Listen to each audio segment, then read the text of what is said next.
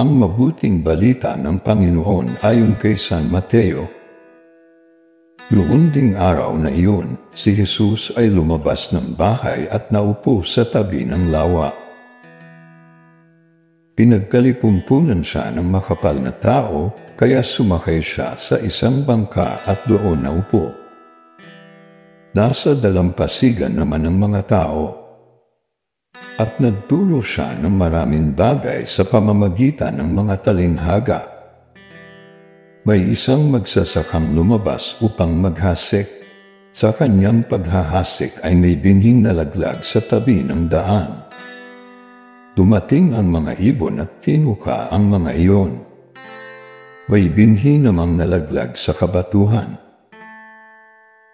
Sapagkat manipis lang ang lupa roon, sumibol agad ang binhing iyon, ngunit nang mapabilad sa matinding sikat ng araw ay natuyo, palibhas ay walang gaanong ugat.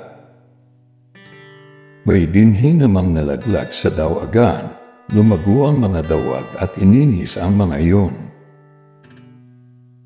Ngunit ang binhing nalaglag sa mabuting lupa ay nagbuhay. May tig sa 100, may tig-60, at may tig-30 butil ang bawat buhay.